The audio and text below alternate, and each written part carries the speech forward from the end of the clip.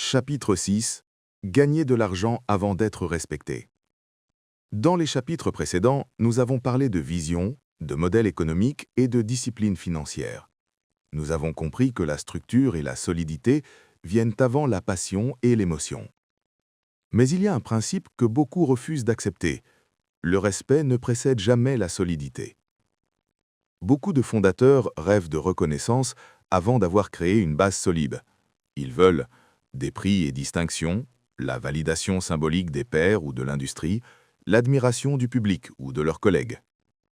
Cette recherche de respect immédiat peut être paralysante, parce qu'elle est fondée sur une illusion. 6.1. Le respect suit toujours la solidité. Dans le monde réel, le respect ne vient pas de ce que vous dites ou de vos intentions. Il vient de ce que vous livrez, tenez et réalisez de manière constante. Une maison de production qui paie en retard ses fournisseurs ou prestataires, improvise ses budgets ou ses plannings, dépend des promesses non tenues, perd automatiquement de la crédibilité, même si ses films sont excellents, même si son réalisateur est talentueux. Le respect se gagne par la constance, la rigueur et la fiabilité financière. Les structures solides sont respectées non pas parce qu'elles ont les plus beaux projets, mais parce qu'elles livrent toujours ce qu'elles promettent. 6.2. L'argent comme indicateur, pas comme objectif moral. Il y a une idée très répandue. L'argent est sale, je fais de l'art. C'est une posture romantique mais dangereuse. L'argent n'est pas un objectif artistique, mais c'est l'indicateur le plus fiable de la santé de votre structure. Il permet de mesurer la valeur perçue de vos services ou productions, l'efficacité de vos décisions et de vos processus, la crédibilité opérationnelle auprès des clients, partenaires et collaborateurs. Refuser de regarder les chiffres, c'est refuser de voir la réalité. Les chiffres existent, qu'on les accepte ou non, ignorer l'argent ne le fait pas disparaître. Il reste un signal puissant de survie ou d'alerte. 6.3. La discipline financière comme avantage compétitif.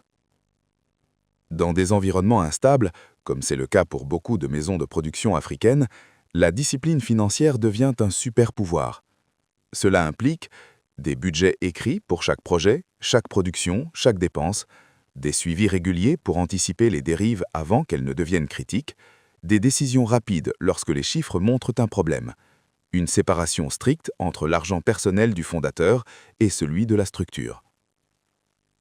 Les maisons de production qui survivent longtemps ne sont pas celles qui gagnent le plus vite, mais celles qui perdent le moins stupidement. Exemple, une équipe peut tourner un clip incroyable, mais si le budget a été dépassé et que les fournisseurs ne sont pas payés, le projet devient toxique pour la réputation et l'avenir de la structure. La créativité seule ne suffit pas. 6.4. Le courage de refuser l'argent dangereux. Un autre aspect crucial, tout argent n'est pas bon à prendre. Certains projets peuvent sembler alléchants financièrement, mais exposent la structure à des risques juridiques ou de réputation, épuisent l'équipe ou créent des tensions, dégradent la qualité ou compromettent les projets futurs, bloquent la croissance en imposant des conditions irréalistes. Savoir dire non à un mauvais contrat est une marque de maturité et de stratégie. Une maison de production solide ne vit pas seulement de ce qu'elle accepte, elle survit aussi grâce à ce qu'elle refuse. Le respect et la crédibilité viennent autant de vos refus que de vos réalisations. À retenir, chapitre 6, le respect suit la solidité, jamais l'inverse. Ne cherchez pas à impressionner avant d'avoir créé une base stable. Les chiffres sont vos alliés, pas vos ennemis. Ils reflètent la santé et la crédibilité de votre structure. La discipline financière protège la maison de production, son équipe et ses projets. Refuser un projet ou un contrat dangereux est parfois plus rentable et plus stratégique que d'accepter aveuglément. Construire une maison de production solide, c'est comprendre que l'argent n'est pas une fin, mais un outil pour créer, protéger et durer. Maintenant que nous avons compris que le respect suit toujours la solidité et que la discipline financière est une arme, il est temps d'aller plus loin. Dans le prochain chapitre, nous allons parler de répartition budgétaire intelligente, de comment allouer l'argent de manière stratégique et de comment transformer vos ressources limitées en structures durables. Parce qu'une maison de production ne tient pas sur des bonnes intentions, elle tient sur l'équilibre et la prévoyance.